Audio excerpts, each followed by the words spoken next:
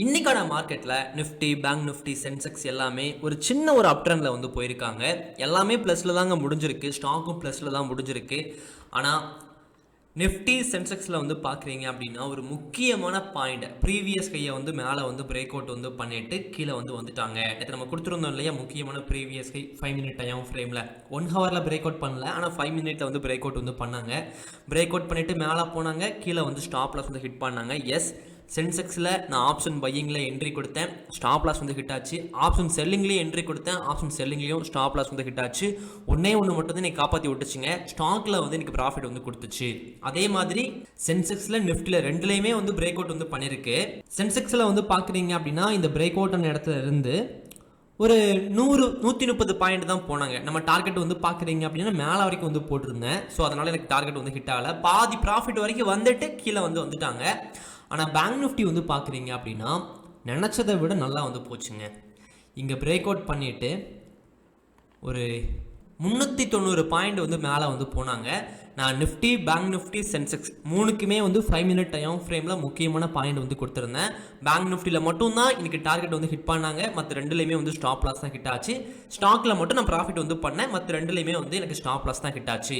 நான் ஒரு 100 ட்ரேடு வந்து பண்ணுறேன் அப்படின்னா ஒரு 70லேருந்து 80 வரைக்கும் நான் ப்ராஃபிட் வந்து பண்ணுவேன். ஒரு 20 ட்ரேடு வந்து நிச்சயமாக எனக்கு ஸ்டாப் லாஸ் தான் ஹிட் ஆகும். நீங்கள் பிகினர் இப்போ தான் ட்ரேடிங்கில் வந்து வந்திருக்கீங்க அப்படின்னா இது நிச்சயமாக உங்களுக்கும் நடக்குங்க. ஸோ ஸ்டாப் லாஸ் வந்துச்சுன்னா ஸ்டாப் லாஸ் வந்து போட பாருங்க. ஒரு நாளைக்கு ஒரு ட்ரேடு மட்டும் தான் நான் பண்ணுவேன், அதே மாதிரி ட்ரேடு வந்து பண்ணுங்க. ட்ரேடிங் வந்து நல்லா வந்து கத்துக்கிற வரைக்கும் ஆப்ஷன் பையிங்ல ஒரு நாளைக்கு ஒரு ட்ரேடு வந்து பண்ணுங்க. அதே மாதிரி ஆப்ஷன் பையிங் மட்டுமே நம்பிக்கிட்டு இருக்காதீங்க. Option buying, option selling, swing trading, intraday trading எல்லாமே வந்து பண்ணுங்க. அப்பதான் ஒன்றில் வந்து லாஸ் வந்து கொடுக்கும்போது இன்னொன்றில் வந்து நல்லா வந்து ப்ராஃபிட் வந்து பண்ணிக்கிட்டு இருக்க முடியும். சரிங்களா? ஓகே, இன்னைக்கான மார்க்கெட் வந்து நல்ல ஒரு சைடுவேஸில் வந்து போயிருக்காங்க. எஸ், நான் எதிர்பார்த்தது தாங்க. ஏன்னா முக்கியமான ஒரு பாயிண்டை வந்து மேலே வந்து பிரேக் அவுட் வந்து பண்ணியிருக்காங்க இந்த இடத்துல. ஸோ எடுத்த உடனே எப்படி மேலே வந்து போவாங்க? ஒன்று இந்த இடத்துலையே கீழே வந்துட்டு மேலே பிரேக் அவுட் பண்ணியிருந்தாங்கன்னா எஸ் மேலே வந்து போயிடும். ஸோ ஃபுல்லாக அப்படியே வந்து மேலே வந்து போக மாட்டாங்க. ஒரு நாள் 2 நாள் வந்து டவுன் ட்ரெண்டில் வரலாம், சைடுவேஸில் வந்து போகலாம். இந்த இடத்துல இந்த மாதிரி நம்ம எதிர்பார்த்தோம், அந்த மாதிரி தான் வந்து வந்திருக்காங்க. சரி, ஓகே. இப்போ இதெல்லாம் யூஸ் பண்ணி நாளைக்கான மார்க்கெட்டில் எப்படி ட்ரேடு வந்து பண்ணுறது, நாளைக்கு மார்க்கெட் வந்து மேலே போகுமா இல்லை கீழே வந்து போவாங்களா, எது முக்கியமான பாயிண்ட்டு, அதே மாதிரி எப்படி ஸ்டாப் லாஸ் போடுறது, எப்படி டார்கெட் போடுறது, எப்படி எமோஷனல் ட்ரேடு வந்து பண்ணாமல் இருக்கிறது, எல்லாத்தையும் பற்றியுமே பார்க்கலாங்க. அதே மாதிரி நிறைய பேருக்கு தெரிஞ்சிருக்கலாம், நான் ஒரு 5 புத்தகம் எழுதியிருக்கேன். ஷேர் மார்க்கெட்டின் ஆசான் பாகம் 1, பாகம் 2, ராயரின் மகுடம், தஞ்சையின் வாசம்.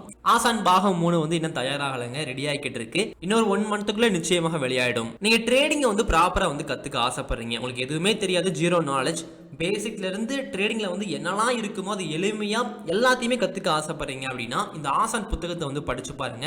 ஒரு ஸ்டோரி மூலியமா வந்து கொடுத்துருப்பேன். எனக்கு இந்த ஒரு சேனல் மட்டும் கிடையாதுங்க, இன்னொரு சேனலுமே வந்து இருக்குது, ரைட்டர் மருது பாண்டியன் சொல்லிட்டு இருக்கும். இந்த சேனலில் வந்து பார்க்குறீங்க அப்படின்னா நிறைய பிரபஞ்சத்தை பற்றி வீடியோ வந்து போட்டுக்கிட்டு இருப்பேன், ரைட்டிங் பற்றி நிறைய வீடியோஸ் வந்து போட்டுக்கிட்டு இருப்பேன். ஸோ நான் இதெல்லாம் வந்து போடுறேன் அப்படின்னா நிச்சயமாக மோட்டிவேஷனலாக புக்கில் வந்து இருக்கும், பிரபஞ்சத்தை பற்றியுமே புக்கில் வந்து இருக்கும் இல்லையா, அதுவுமே இருக்கும். ஒரு கதை மூலியமா அழகாக வந்து கொடுத்துருப்பேன். என்னென்ன கதை புத்தகமே எழுதுவேன். ராஜரின் மகுடம், தஞ்சையின் வாசம், இதுவே ஒரு 3 பாகமாக வந்து வெளியே வரும். ஸோ அப்படி இருக்கும்போது எந்த அளவுக்கு வந்து எளிமையாக சொல்லித்தர முடியுமோ அந்த அளவுக்கு எளிமையாக ஆசான் புத்தகத்தில் வந்து சொல்லி கொடுத்துருப்பேன். நீங்கள் ஒரு பிகினர் அப்படின்னா இந்த 2 புக்குமே வந்து படிச்சு பாருங்க. நிச்சயமாக படிச்சு முடிச்சுட்டு நீங்கள் நல்ல ரேட்டிங் தான் கொடுப்பீங்க. அதே மாதிரி நான் ஒரு கோர்ஸுமே வந்து ஃப்ரீயாக வந்து கொடுக்குறேன். நீங்கள் வெளியே போயிட்டு ஒரு கோர்ஸ் வந்து ஜாயின் பண்ணுறீங்க அப்படின்னா 10,000, 20,000, 50,000, 1 லட்சம் இந்த மாதிரிலாம் இருக்கும் இல்லையா. நானும் ஒரு 8 கிளாஸ் வந்து எடுத்து வச்சிருக்கேன். ஒரு 3 ஹவர்ஸ்க்கு 2 புக்கு நீங்கள் வாங்கி படிச்சிருந்தீங்க அப்படின்னா அதை நான் ஃப்ரீயாக வந்து கொடுத்துருவேன். நான் 2 வருஷமாக புக் எழுதியிருக்கேன் இல்லையா, அதுக்கு பதிலாக அந்த கோர்ஸை ஒரு 10,000க்கு வச்சேன் அப்படின்னா நிறைய பேர் வாங்குவாங்க. பட் அதை நான் வைக்க விரும்பலைங்க. இந்த புக்கு நீங்கள் 2 புக்கு வாங்கி படிச்சிருந்தீங்க அப்படின்னா நான் ஃப்ரீயாகவே அந்த கிளாஸுமே வந்து கொடுத்துருவேன். இந்த புக்கு படிச்சுட்டு இந்த கோர்ஸ் வந்து பார்க்குறீங்க அப்படின்னா ட்ரேடிங்கில் வந்து என்னெல்லாம் இருக்குமோ எல்லாமே நீங்கள் கற்றுக்கலாம். ஸோ டைம் இருந்தால் புக்கு வாங்கி படிச்சு பாருங்க. சரி, ஓகேங்க. ஃபஸ்ட்டு வந்து நிஃப்டி பார்த்துடலாங்க. நிஃப்டியில் நல்ல டவுன் ட்ரெண்டுக்கு அப்புறம் மேலே வந்து வர ஆரம்பிச்சிட்டாங்க. இப்போது நான் சொன்ன மாதிரி நல்லா வந்து மேலே வந்து வந்துட்டாங்க. எஸ், அப் ட்ரெண்டுக்கு வந்து பங்குச்சந்தை திரும்பிருச்சு, நல்ல ஒரு பிரேக் அவுட்டுமே வந்து பண்ணிருச்சு. ஆனால் இந்த இடத்துல இருந்து வேகமாக வந்து மேலே வந்து வரதுக்கான வாய்ப்பு இல்லை, கொஞ்சம் நிதானமாக தான் மேலே வந்து வருவாங்க இந்த மாதிரி நான் எதிர்பார்த்தேன். அதே மாதிரி சைட்வேஸில் வந்து போயிருக்காங்க. ஸோ 1 டே டைம் ஃப்ரேமில் முக்கியமான ப்ரீவியஸ் ஹை அப்படின்னா 24,215ங்க. இதை வந்து மேலே வந்து பிரேக் அவுட் வந்து பண்ணுறாங்க 1 டே டைம் ஃப்ரேமில் அப்படின்னா அதுக்கு அடுத்து வரக்கூடிய நாட்கள் ஒரு 1 மந்த்து கூட மேலே போகிறதுக்கான வாய்ப்பு அதிகமாக இருக்குது. அதே மாதிரி ப்ரீவியஸ் லோ 1 டே டைம் ஃப்ரேமில் அப்படின்னா 23,250. இங்கேருந்து கீழே வந்து வர மாட்டாங்க, வந்து 23,250 ஸ்ட்ராங்காக வந்து பிரேக் அவுட் பண்ணால் மட்டும் கீழே வந்து போகலாம். சரிங்களா, இங்கேருந்து 1 நாள் 2 நாள் வந்து கீழே வந்து வரலாங்க. அது ரீட்ரெஸ்மெண்ட் தான். அதுக்கப்புறம் கூட மேலே வந்து போயிடலாம். 1 ஹவரில் வந்து நீங்கள் பார்க்குறீங்க அப்படின்னா பிரச்சனையே கிடையாதுங்க. நல்ல ஒரு ப்ரீவியஸ் கை கிடச்சிருக்கு, நல்ல ஒரு ஃபேக் பிரேக் அவுட்டுமே இந்த இடத்துல வந்து பண்ணிட்டாங்க. அப்படிங்கிறனால நாளைக்கு ரொம்ப ரொம்ப ஈஸியாக ட்ரேடு வந்து பண்ண முடியும் 1 ஹவரில். ஸோ ப்ரீவியஸ் லோ வந்து பார்க்குறீங்கன்னா 24,090. இதை வந்து கீழே வந்து பிரேக் அவுட் வந்து பண்ணுறாங்கன்னா நிஃப்டி வந்து கீழே வந்து வரலாம். அதுவே மேலே வந்து பிரேக் அவுட் வந்து பண்ணுறாங்க அப்படின்னா 24,230 வந்து மேலே வந்து பிரேக் அவுட் வந்து பண்ணிட்டாங்கன்னா மேலே வந்து போகலாம். ஒரு கேப் அப்போ ஒரு கேப் டவுன் கொடுத்துருச்சு அப்படின்னா அதுக்கு ஏற்ற மாதிரி ட்ரேடு வந்து பண்ண பாருங்க. ஒரு கேப் டவுன் கொடுத்துருச்சு அப்படின்னா நாளைக்கு ஒரு ப்ரீவியஸ் ஹை வரைங்க, ஒரு ப்ரீவியஸ் லோ வரைங்க, அதை பிரேக் அவுட் பண்ணும்போது ட்ரேட் வந்து பண்ணுங்க. லைவ் மார்க்கெட்லையும் நம்ம கண்டுபிடிக்க முடியும் இந்த மாதிரி previous high previous low. So next வந்து 5 மினிட்ல வந்து பார்த்துடலாம். 5 மினிட்ல முக்கியமான பாயிண்ட் வந்து உங்களுக்கே தெரிஞ்சிருக்குங்க. சேம் பாயிண்ட் தான். நல்ல ஒரு சைட்வேஸில் வந்து போயிட்டாங்க. அப்படிங்கிறனால 24,080 வந்து கீழே வந்து பிரேக் அவுட் வந்து பண்ணுறாங்க நாளைக்கு அப்படின்னா கீழே வந்து போகலாம். ஒன்று என்னன்னாங்க, மார்க்கெட் இந்த இடத்துல வந்து ஓப்பன் ஆகணும். அப்படி ஓப்பன் ஆகிட்டு பிரேக் அவுட் வந்து பண்ணுச்சுன்னா நாளைக்கு நானும் லாபம் வந்து பண்ணுவேன். இல்லையா இங்கே ஒரு கேப் டவுன் கொடுத்துட்டாங்களா, அதுக்கப்புறம் முக்கியமான ஒரு ப்ரீவியஸ் ஹை வரையணும், ஒரு ப்ரீவியஸ் லோ வரையணும், கரெக்டாக வரைஞ்சி பிரேக் அவுட் பண்ணும்போது ட்ரேடு வந்து பண்ணணும். அதுவே இதுக்குள்ளேயே வந்து ஓப்பன் ஆகிட்டு மேலே வந்து பிரேக் அவுட் வந்து பண்ணுதுன்னா ஈஸியாக வந்து ட்ரேடு வந்து பண்ணிட முடியும். அது பார்க்கலாம். அதே மாதிரி லைவ் மார்க்கெட்டில் நீங்கள் ஓனாக வந்து அனலைஸ் பண்ணிவிட்டு ஸ்டாப் லாஸ் போட்டுட்டு டார்கெட் போட்டுட்டு ட்ரேடு வந்து பண்ணுங்கள். அதான் சேஃப். சரி, ஓகே. 24,230 வந்து மேலே வந்து பிரேக் அவுட் வந்து பண்ணுறாங்கன்னா 5 மினிட்ல மேலே வந்து போகலாம். அப்படி சென்செக்ஸ் வந்து பார்த்துடலாங்க. சென்செக்ஸில் 1 டே டைம் ஃப்ரேம் வந்து பார்க்குறீங்க அப்படின்னா நிஃப்டி மாதிரியே தான் இருக்க போகுது. எஸ், இந்த இடத்துல ஒரு முக்கியமான ப்ரீவியஸ் ஹை வந்து இருக்குது 80,030ங்க. இது ஸ்ட்ராங்காக வந்து 1 டேல வந்து மேலே வந்து பிரேக் அவுட் வந்து பண்ணுறாங்கன்னா அடுத்து வரக்கூடிய நாட்கள் 1 மந்த்து கூட மேலே போகிறதுக்கான வாய்ப்பு இருக்குது. அதை பிரேக் அவுட் பண்ணதுக்கப்புறம் எப்படி பிரேக் அவுட் வந்து பண்ணியிருக்காங்க, சைட்வேஸில் இந்த இடத்துல போயிட்டு பிரேக் அவுட் வந்து பண்ணுறாங்களா, இல்லை கீழே நல்லா வந்துட்டு மேலே போய் பிரேக் அவுட் வந்து பண்ணுறாங்களா, அதை வச்சு தான் எவ்வளோ வேகமாக மேலே போக போகுது, எவ்வளோ பாயிண்ட் வந்து மேலே வந்து போக போகுது, இதெல்லாம் கண்டுபிடிக்க முடியும். ஓகே, அடுத்த ப்ரீவியஸ் லோ வந்து 1 டே டைம் ஃப்ரேமில் 76,480ங்க. இதை கீழே வந்து பிரேக் அவுட் வந்து பண்ணுறோன்னா கீழே வந்து போகலாம். 1 ஹவரில் நீங்கள் பார்க்குறீங்க அப்படின்னா 1 ஹவரில் முக்கியமான பாயிண்ட் வந்து நிஃப்டி மாதிரியே தான் 80,030 வந்து மேலே வந்து பிரேக் அவுட் வந்து பண்ணுறாங்க, மேலே வந்து போகலாம். அதுவே கீழே வந்து பிரேக் அவுட் வந்து பண்ணுறாங்க அப்படின்னா 79,300 கீழே வந்து பிரேக் அவுட் வந்து பண்ணும்போது சென்செக்ஸ் கீழே வந்து வரலாம். 5 மினிட் டைம் ஃப்ரேமில் பார்க்குறீங்க அப்படின்னா 5 மினிட்டில் முக்கியமான பாயிண்ட் வந்து இந்த இடத்துல வந்து நிஃப்டியில் இந்த இடத்துல ஒரு ப்ரீவியஸ் இருக்குது. சரிங்களா, ஸோ சென்செக்ஸ்லையும் நிஃப்டி மாதிரியே வரைஞ்சிக்க வேண்டியதாங்க. இந்த இடத்துல 79,800 வந்து மார்க்கெட் இந்த இடத்துல ஓப்பன் ஆகிட்டு மேலே பிரேக் அவுட் வந்து பண்ணுறாங்க அப்படின்னா மேலே வந்து போகலாம். அதுவே கீழே வந்து பிரேக் அவுட் வந்து பண்ணுறாங்க அப்படின்னா 79,300 கீழே வந்து பிரேக் அவுட் வந்து பண்ணும்போது கொஞ்சம் இந்த இடத்துல வந்து அட்ஜஸ்ட் பண்ணிக்கோங்க. 79,280 கீழே வந்து பிரேக் அவுட் வந்து பண்ணும்போது கீழே வந்து வரலாம். பேங்க் நிஃப்டி இன்னைக்கு நல்ல ஒரு பிரேக் அவுட் பண்ணிவிட்டு சூப்பராக வந்து டார்கெட் வந்து ஹிட் பண்ணிட்டாங்க. பட் நான் என்ட்ரி கொடுக்கல, வேறு என்ட்ரி கொடுத்து லாஸ் ஆகிட்டேன்.